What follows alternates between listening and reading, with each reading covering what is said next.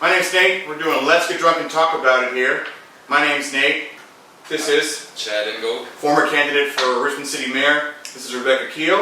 And just introduce yourself. Hi, Rebecca Keel, running for City Council for the 2nd District. And? I'm Montigue, Magruder. I'm running for City Council in the 5th District. Excellent. And let's get drunk and talk about it. cheers.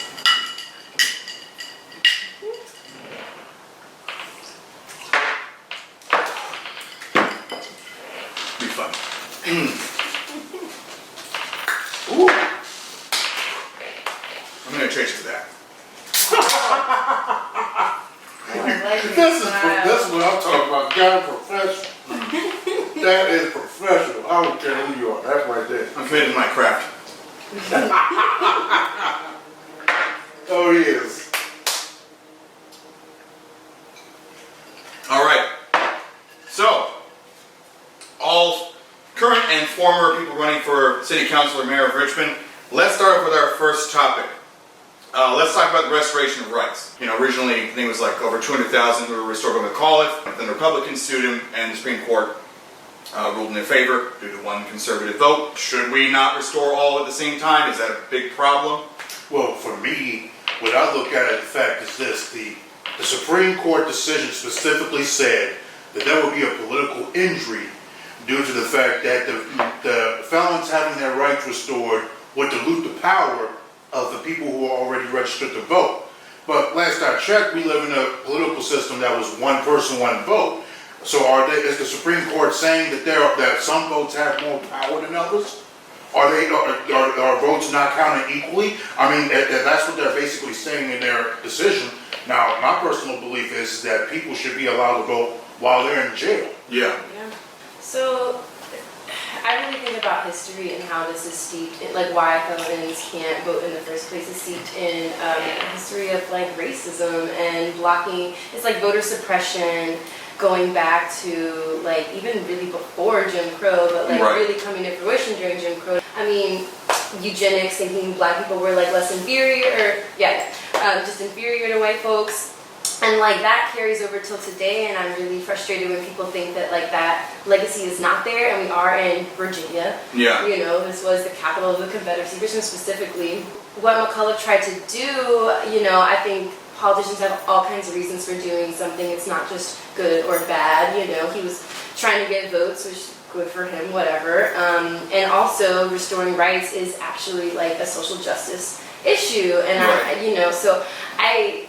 I'm thinking that, like, conservatives are really going off of that white supremacist legacy. You know, I'm not calling them white supremacists. I'm just saying that they're still trying to benefit from it, you know? And right. We're thinking about who is incarcerated in jails and prisons in Virginia. It's majority black people still. And that's a history of, like, mandatory minimums, which, you know, affected people who use the poorer form of cocaine more than people who use the rich form of cocaine. Exactly. Discrimination in the justice system that, you know, has systemically, you know, disproportionately affected African Americans. It's a right. I think you made a status about that once, and you said, you know, it's a right. It's a right. You can't just take, you know, otherwise it's a privilege. If you can take it away, it's a privilege. Exactly, and that's the bigger discussion I think people are not ready to have. Yeah. Is that if a person's right to vote, which has been established in the Constitution by Amendments 15 and 19, for example, and we feel that somebody can lose those rights under certain circumstances, then it no longer becomes a right.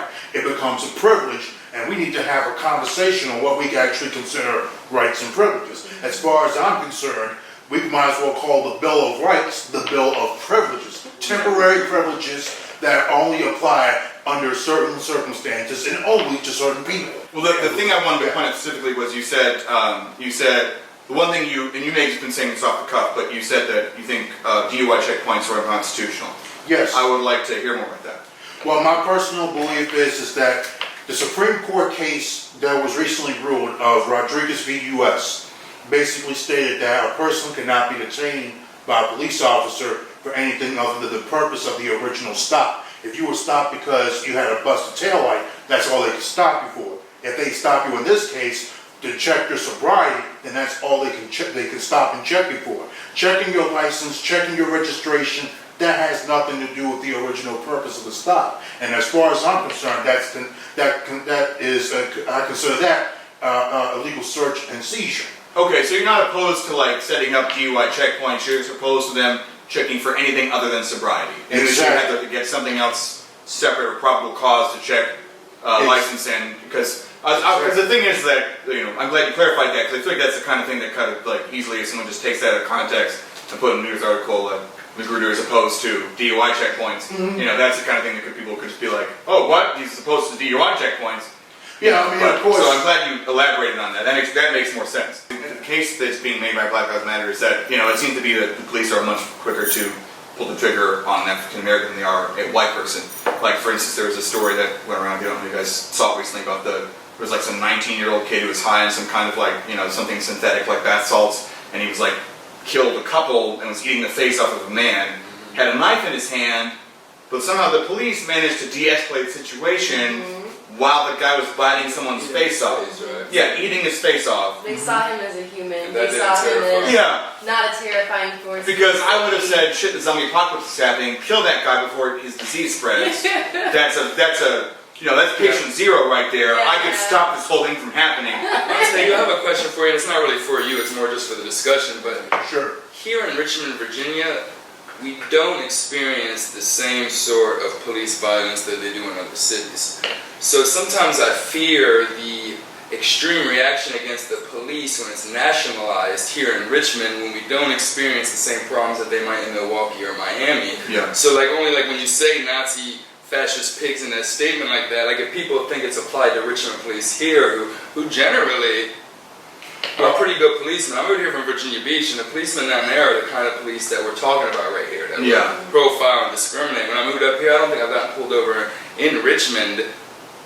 But it's also... When I do, the policeman is cool, and I'm saying I'm not black, so but I don't know anybody that has faced that kind of violence from the police. Well, at the same time, you have to go to these forums that the police officers have in the communities, and you have to look at things like, for example, last year when they had the police and peeps forums, and how they were exactly, and they were sitting there pushing out all that pro-cop propaganda. They weren't sitting there educating people about their rights. They weren't sitting there educating people about what would constitute a police officer to stop you. They don't talk about none of that. Like at the last forum, they had an Ephesus Seventh-day Adventist church on Northern Turnpike. I was there. Parker Gillespie, one of my opponents, was at that forum, and he was a panelist. Now, once did I hear him step up and say that, oh, well, you guys, not only do you have the right to remain silent, you also have the right to refuse a search, which is your Fourth Amendment right. You also have the right to argue with a police officer. That is your First Amendment right. You do not have to hold back yourself just because a police officer pulls you over. And the other thing that people don't talk about is whether you have the right to defend yourself against a police officer. I personally believe that in the Supreme Court case of John Badell v. U.S., which ruled that if a police officer basically intrudes on you when you have every right to be where you are, doing whatever you were doing, that if you were to basically resist that officer or even take that officer's life, then in some cases it may not be what would be considered today as a capital offense. How is educating anybody on that productive?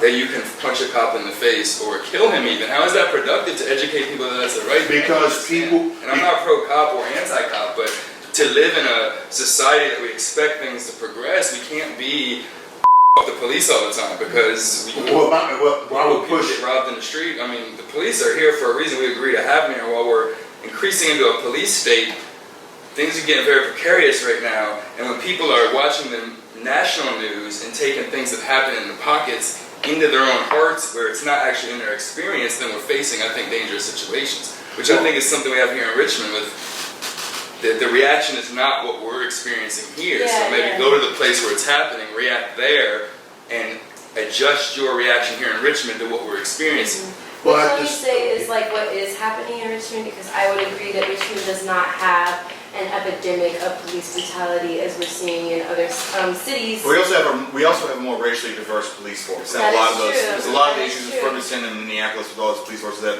they do not reflect the community they Yes. serve in. And Richmond is, largely reflects the community they serve in. And I think agree.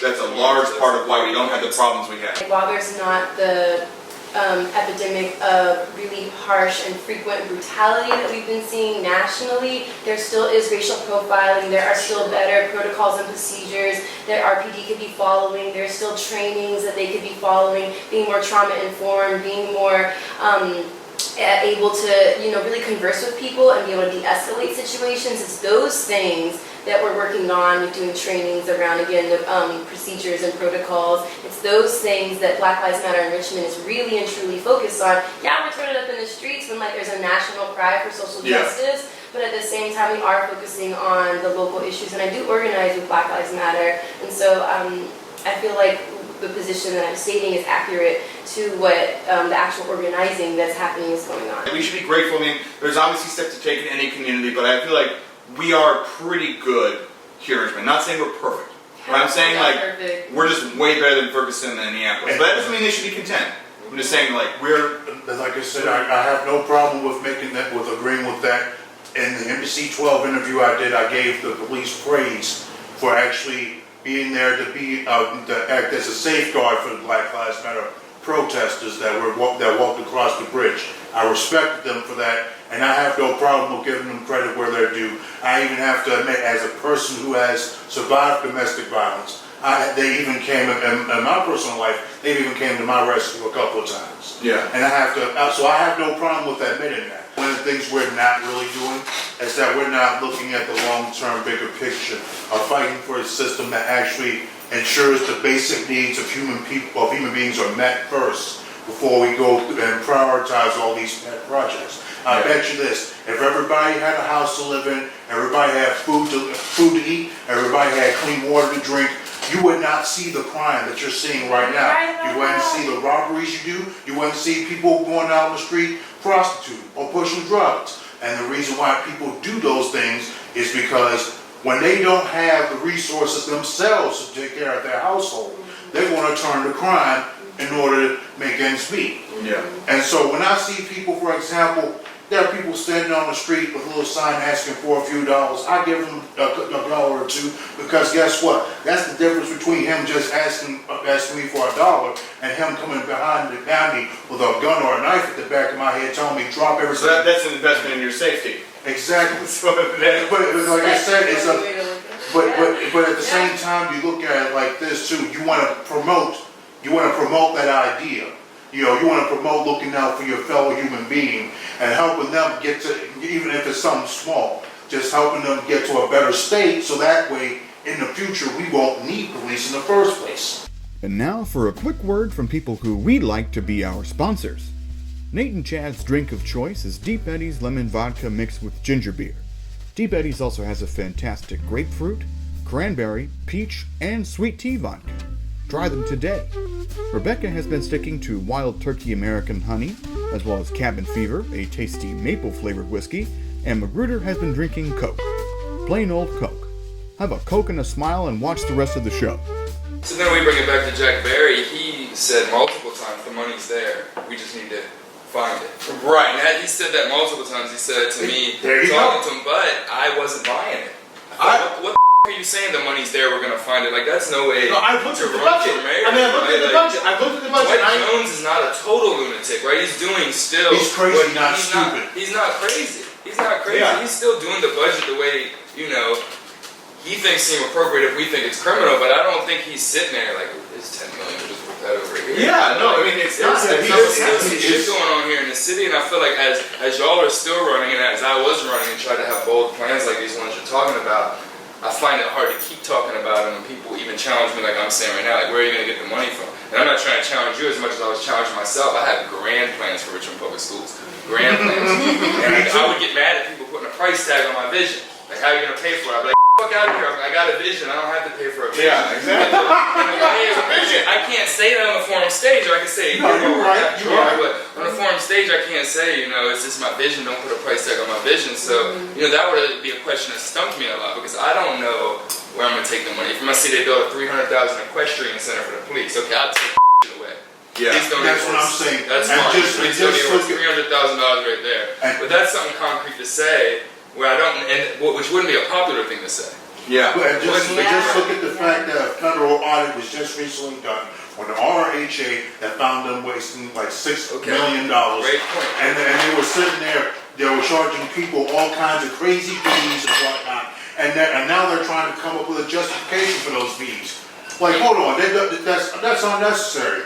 And it's just like you gotta also look at the fact, like, for example, look at what we charge on the utility bills, the pilot. Yes. Boom. The That's pilot. a big issue. Yeah. Why hasn't any of these city leaders, why haven't anybody on the city council or the mayor tried to address the pilot? It's been in the Washington Post. Yes. It's in the Washington Post. Exactly. Where's the Richmond feedback from ripping off Morsi? its residents. Where's the feedback from Tyler? Where's the feedback from every candidate? Even Mosby, who's resident to most effect, is the person who has been. I haven't heard a statement. I mean, the big profile candidates, and the thing is, they've also they've been very soft in the debates. They've been very soft in town halls. The thing that I have, the biggest issue I have with mayoral candidates was that, like, I'm a little biased because I always say with one of them, but me and Chad and like Alan, like, we're very different in policy from like the rest of them.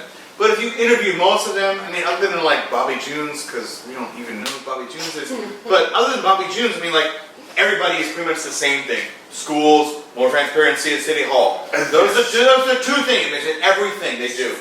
It's all, and it's the same, and it's like, how are you better? I mean, and then Joe and LeVar are like fighting and complaining about each other, and it's like, but you guys don't have, like, what's the difference? What is different? We don't know. That's the thing that Citizens of Richmond, I feel like that's the thing we feel right now. Is Citizens of Richmond is like, what differentiates Jack Barry from Joe Morrissey? What differentiates Bruce Tyler from Lawrence? Lawrence Wynn's difference is that he's not going to win. But, there's $0 in the VPAP. It's right. So let's switch topics now. Are you cool with that? You switch Okay. Let's switch over, because that's a big story right now. Because Alan, please say his name for me. Alan Shinzius. He also goes by Fareed. Okay. Alan Fareed Shinzius. Because I see that. Yeah, I see that. I see that SHIN. I just think it's SHNI, and I just want to keep saying like Shizness. But okay, Shinzius. Okay. Good job, Nate. Thank you. I've had a lot more than you guys have. Yes. I'm at 0%. Yeah, I'm probably at least 0.10 ABV at this point. I hate to say this, but I'm just trying to be realistic from my own point of view. I don't think Alan can win being on the ballot. Yeah. I don't think he can win. Actually, I don't think he can win. So I think to get in bed with Joe Morrissey, to get on the ballot for. I'd love to be on the ballot too. I love being part of forums and getting on the stage and talking. But myself, I would not. I could call Joe Morrissey up right now. Some of my signatures might have been the same result of Alan Shinzius. I mean, you were the first meme, Chad. You were the first. You were Hammer Time. That was a Richmond style article right there. They were like first meme of the Richmond mayoral election. Hammer Time with you over there with your I would love to say. I would tell the people I'm what Joe Morrissey's trying to be. Yeah. I'm legitimately what he's trying to be. Minus the whole like having sex with. No, I'm legitimately what he's trying to be. And like I'll fight for the people without being a crass asshole while I do it and holding up guns on the General Assembly floor, punching some dude out. Like, I'm not gonna get out there. I'll fight for you with boxing gloves. It's like, no, I'll fight for you in the legislature. Like, not literally. I don't want to end on it because you both have told me that Joe Morrissey you think is progressive. How the is somebody that says I f***ed her on the desk and then f***ed her on the floor for good measure progressive? And if that is progressive, then progressivism. You For real. That's how I like progressive. I ain't Christian, so I can judge that motherfucker. Please, I judge him. And I think that's what he's fixing. So many Christians in Richmond are like, ooh, God told us don't judge. And I think a man's character determines, a woman's character determines how their sphere is going to move out into life. And I got a 4-year-old daughter like him. Yeah. So. Same. I haven't procreated yet, so I will, but you go first. Yeah. So, looking at the mayoral candidates and looking at literally what they have been doing with their lives, I had to say, like, let me consider Joe Morrissey because I have to look at everyone, right? He's never done anything. Like, what is his accomplishment? Oh, no. What is his political? Take away the statute, the 4 felonies he was charged with. Take that away. And what is he done? Being disbarred. What is he done? Kicked out of his own party? His own party begging him don't come back? Please do not be Democrat. Please do not be Democrat. And let me say this, because I am friends with Joe Morrissey's father-in-law. He's my scooter mechanic. Me and him have been friends for close years, for 2 years. There is a lot about Morrissey that people do not know. Oh, you're right. That's another thing. There's a lot of stuff about Morrissey that people do not know. They don't know the fact that most people don't know that right now his law license is being challenged by the state law board, number 1. And number 2, they don't know about how he's been treating his father-in-law. For example, at that same forum that I heard Bruce Tyler talk about, he wanted her GRTC and Uber. In that same meeting, Joe Morrissey banned his father-in-law from attending his wedding of his daughter and himself. He told Joe Morrissey told Coleman Pride, who is his father-in-law now. I was at a meeting. I'm talking to Coleman Pride. Joe Morrissey walks in the door, sees us, walks right back out again. Coleman Pride goes out there, and we went out, and Joe Morrissey said, "Don't worry, you're not invited to the wedding," and then asked him, "Did he get a job yet?" So, like, okay, if you're gonna marry the girl you should have slept with, and you say, okay, we're gonna get married, we're gonna make it. Don't lean back on your chair breaks. You don't tell your father-in-law, did you get a job yet? Yeah. So he didn't turn in and leave. He didn't be like, oh, I messed up, I gotta marry her now. And as a matter of fact, what 60-year-old wants to be married to a 20-year-old anyway? Serious nightmare is that? It's not even that. And my thing is, he married her specifically so he could have gained spousal immunity because she does not have to testify against him. Just check VPAP. That's my advice to all you viewers. Just make sure you go on VPAP.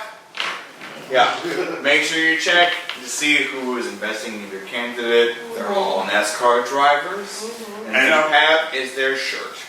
And I'm gonna just go ahead and put this out there for the record to all of the viewers out there. I'm probably one of the only candidates that have refused to accept donations, specifically because I did not want to be tied in with any type of wealthy developers or anything like that. Now, of course, there are people who came to me and said you could just solicit donations in another way, like not accepting anything from anything above $20 and stuff like that. But I personally believe that my ideas should not be corporate funded, just like Joe Stein. Yeah. My views and my ideas should not be powered by corporate money. It should be powered by the ideas of people like y'all who actually believe in my campaign. And that's what I'm hoping eventually we can come to a system, a political system that involves ranked choice voting and public financing of campaigns. As great as Jill Stein is, here's the thing. So Bernie Sanders has been a senator. Yes. Jill Stein has not held public office in a position. Here's my thing. It's kind of like saying, like, I wouldn't take corporate donors, but it's saying I wouldn't take corporate donors, but no one's offering. It's kind of like if you said, like, you know what? Even if Mariah Carey wanted to have sex with me, I wouldn't cheat on my wife. You know? It's like one thing to, like, you know. She didn't even think about you. But it's like, you know. That's what I'm saying. But it's like corporate donors thinking about me. I'm too leftist for them. They can't stand me. But it's Mariah Carey. It's one thing. It's one thing to say, like, I would not sleep with Mariah Carey. But it's another thing to look Mariah Carey in the eyes and say, Mariah Carey, I know you're offering to sleep with me right now, but I will not sleep with you. That's an entirely different entity. And I'm not entirely sure that I would not sleep with Mariah Carey if she offered to sleep with me. I'm not sure of that. That's not political integrity. I'm telling everybody. McCammon. Yeah, Seriously, fuck you that. bastard. You had Mariah Carey. What the fuck were you doing, man? That was Mariah Carey. You know, so I mean, that's like the thing about Jill Stein. It's like, you know, at least Gary Johnson has been in the political. I mean, it's, you know, my metaphor aside, but you know, it's like it's one thing to say like you wouldn't accept it, but it's another thing entirely to have it offered and turn it down. My point is that if someone walked into my door and said, "Here's $1 million," That's more than LeVar Stoney.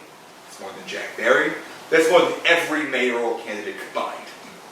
Are you confident you could say, here's $1 million, here's the election, you wouldn't do anything for that guy? I would simply give him the middle finger and slam my door. Okay. You're strong, Magruder.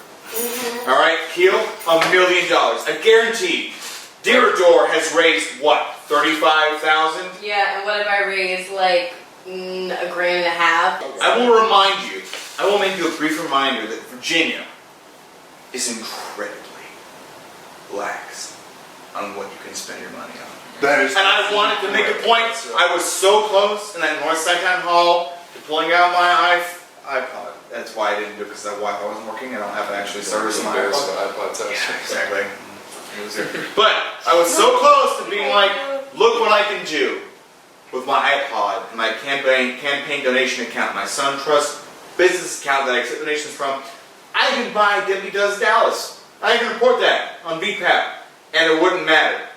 For all you don't know, Debbie Does Dallas is a famous pornography movie from the 1970s. Oh yes. You didn't watch it? It's a great watch. So to answer your question, no, I would not accept that $1 million. You would not accept $1 million. I would not accept that $1 million. Even though that would guarantee your election. It wouldn't guarantee my election because the people who are really going to vote for me are people who Wouldn't accept a corporate person. Exactly. I'm in the 2nd district. That is Jackson, Warren, Carver. The fan, questionable. Most of the fan, I would say no, because most of the fan are renters. True. Actually. And then Scott's Addition, still renters. Sherwood Park and Rosedale. I mean, those people own their homes and all that, but those are like working class black families for the most part. So, and I mean, it's racially mixed and all that now, but you know, it used to be called Little Monument because black folks couldn't get houses on Monument Avenue, so they moved there.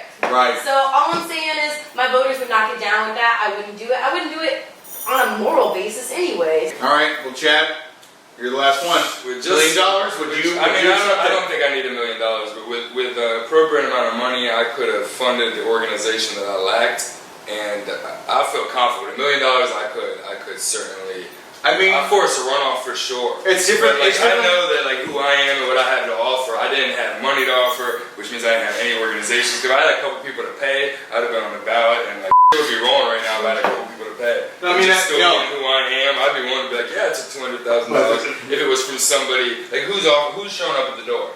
Who is it with this money? Exactly. You know, if it's Dominion power, no, I'd rather not. You know, Exactly. But I mean, that's the thing is also like, it's like, I guess city council mayoral is different. I mean, mayoral is a much bigger, that's 9 districts, 50 from each. Yes, Alan is having a problem with right now, and Michelle may have a problem with later. So, you know, $1 million doesn't mean as much. I mean, it's easy to turn down $1 million because all you guys need is hopefully 10,000 at the most.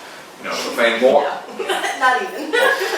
Yeah. Is there any chance we could pause real quick so I could really? I just had to pee. Oh God! Thank you so much, Chad. Oh God! You'd be so bad. Oh God!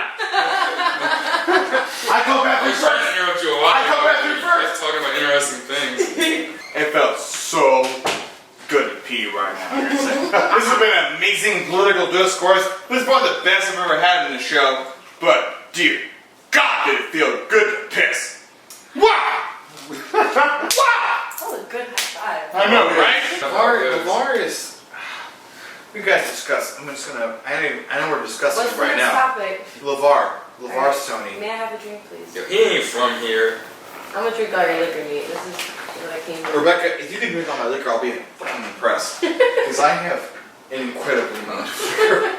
Here's a question that I. No, ask this question. So I remember I asked this question too. But y'all can think about it. Maple. Do you think a man like LeVar Stoney, a black man, would help black people more? No. Because that he is black, than a white, not Joe Morrissey, than a white person who was trying to be engaged with a different community. You see what I mean? Like Joe Morrissey? And sometimes just being who you are can help you know more about a certain life. But with LeVar, I don't know if I get that sense. Okay, so like, let me say that I would probably trust someone with albinism to make decisions about like policies that affected albino people. Like, yeah, on the baseline of like, okay, you get my experience, but like, again, skin folk ain't always kinfolk. So just because you're black, just because you're a woman, just because you're disabled, all that doesn't mean you really have my best interest or the best interest of the majority of people who look like you, actually. So, like, I can't say that I support LeVar Stoney because he's a young black man. Has he had a job not related to the Democratic Party? No. That's the thing. That's a problem. That's the No, thing. he Has hasn't. any job. Like, have Okay, you worked at and, Farm like, Fresh, something? Yeah. And if Or you crops. And if you are using Richmond as a stepping stone city for your political career, that's fuck. I'm We don't have sorry. time. You live here a don't little have time longer? for that. That's You don't thank fucking you. have Not time just for because you that. work in government, no, Way like, worse you than know. bronchitis. Ain't nobody got time for that. But it's true, like, we got problems. We don't have time. Like, if we were a good, thriving city, we got time for someone to come skate through, be a cool mayor, and go on about his business. Yeah. But we need someone who can really like do it, and like, I mean, I'm making a huge generalization here. I think Richmond has abandonment issues. Yeah. Abandonment issues, you know, so I need someone who's gonna like stay fucking in it and not move on to the Senate in like 4 years. I'm curious though, What's You- your question? Do you think that someone who makes $170,000 a year in downtown Richmond does not understand the plight of people who are lower income? Fuck yeah, because again, skinfolk ain't always kinfolk. That's and, not the good- and income 170, really, yeah, that's what really shows matters. up, right. Income really matters. So there is a difference between a black person who has grown up middle class their whole life and a black person, same complexion, not even into the colorism shit, fucking same complexion, who has grown up in Gilpin Court their whole entire life and whose family has generations of poverty and living in public housing, and like this exceptional like black person rising out of poverty. Like, I mean, good for fucking them, but it's the That's not what he system's did. fault. He didn't do that. It's the Oh, system's so let me fault. Ben Carson. Yorktown. No, Yeah. let me.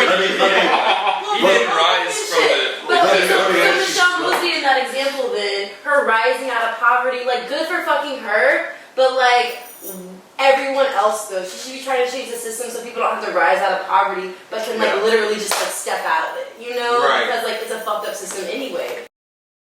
What kind of grown man in their 50s text their friends about you the girl on the desk anyway? Like, that's some you should. You're 50. You should be used to girls. Like, you should have had to be like, I her. Like, you're 50. You should have got plenty of ass. You don't need to brag about it. Like, Jack, what you're like? You're rich. I'll be 40 Friday.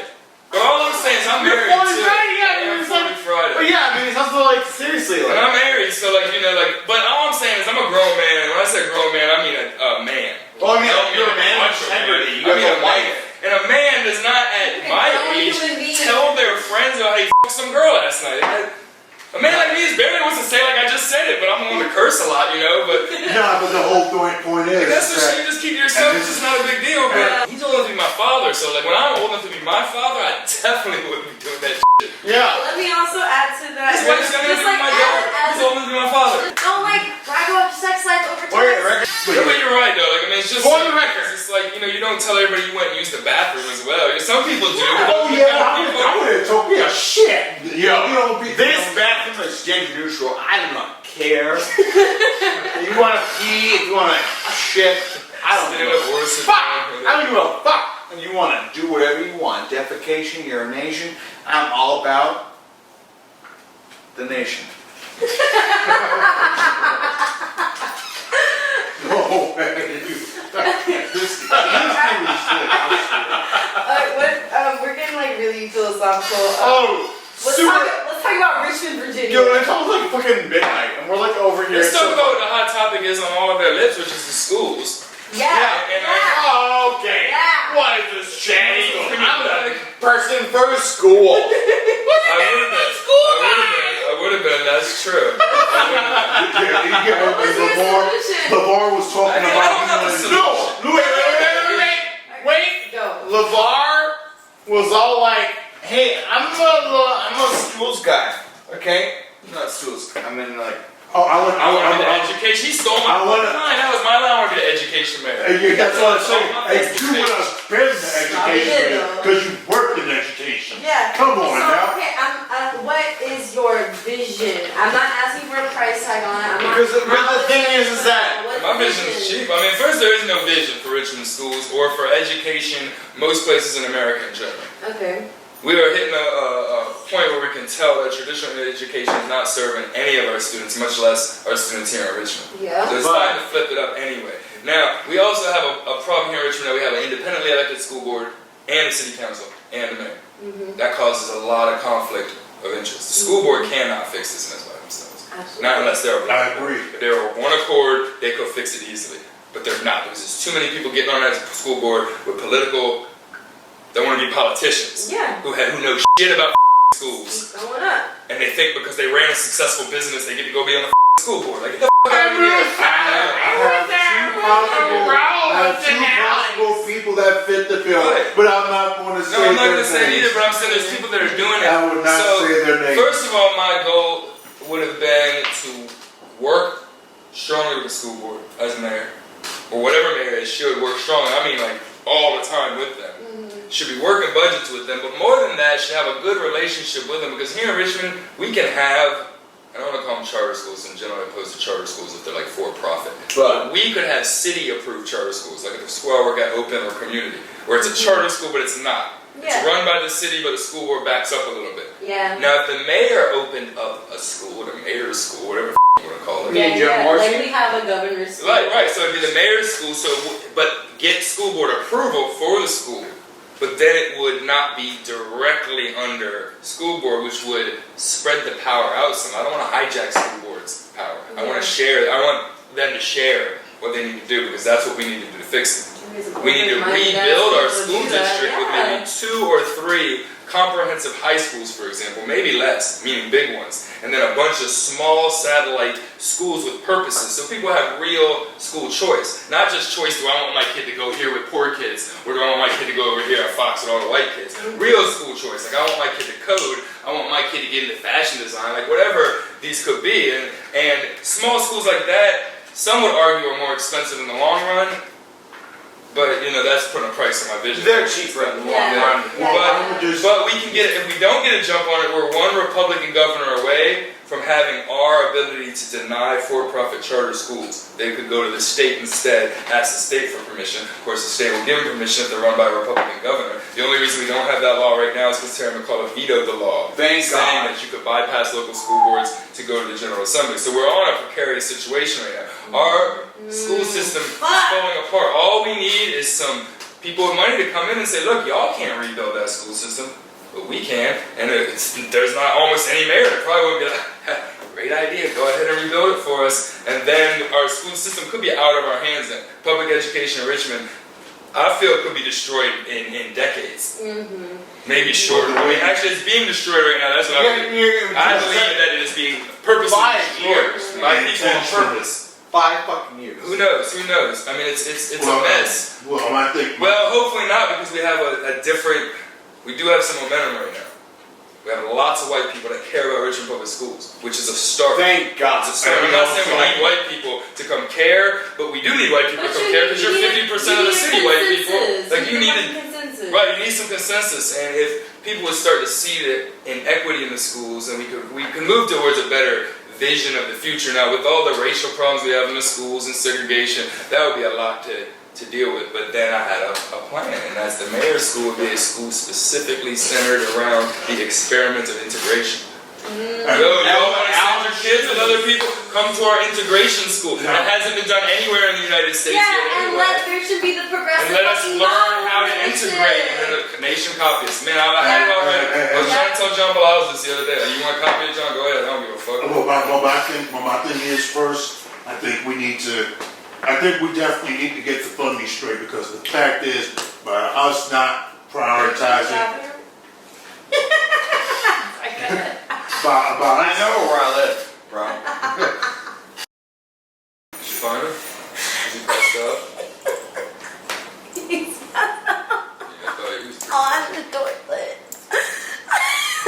Oh Lord! I feel like I got a picture of that, and I feel like the kind of dude Nate is, I can get away with You that. know what? Why do you keep on putting ideas about? I'm not gonna do that, actually. I'm not gonna do it. Snoring. But I feel like if I did it, you wouldn't care. Hands But. down on the toilet. I want to wake him up. Okay, this is still recorded.